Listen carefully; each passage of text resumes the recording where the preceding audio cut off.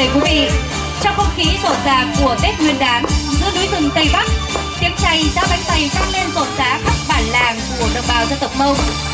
Đối với đồng bào người Mông, bánh tày không chỉ là món ăn truyền thống mà còn là biểu tượng của sự thiêng liêng, của đất trời và của lòng biết ơn, sự sum vầy đầu năm mới.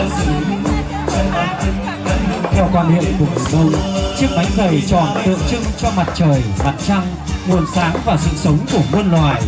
Bánh được làm từ nếp nương thơm dẻo do chính tay các thành viên trong gia đình cùng nhau đổ xôi, giã nhuyễn và nặn thành từng chiếc bánh trắng mịn.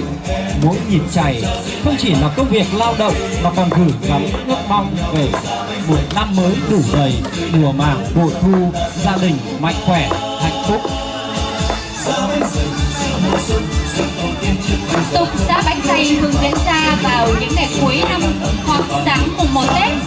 Cả gia đình quây quần bên phố giá, người giã, người lật bánh.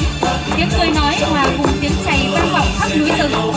Khoảnh khắc ấy thể hiện tinh thần đoàn kết, gắn bó và gìn giữ bản sắc văn hóa truyền thống qua bao thế hệ. Bánh dày sau khi được hoàn thành sẽ được đặt lên bàn thờ tổ tiên trong dịp Tết như một lễ vật thiêng liêng, thể hiện lòng thành kính và biết ơn cội nguồn. Đồng thời, đây cũng là món ăn đãi khách quý đầu xuân, gửi gắm tình cảm chân thành của gia chủ.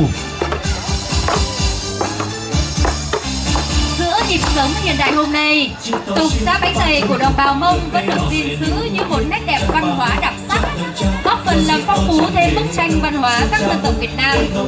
Dịp chày giã bánh ngày Tết vì thế không chỉ báo hiệu mùa xuân về, mà còn nhắc nhở mỗi người về giá trị của truyền thống, của gia đình và của tình yêu quê hương bản làng.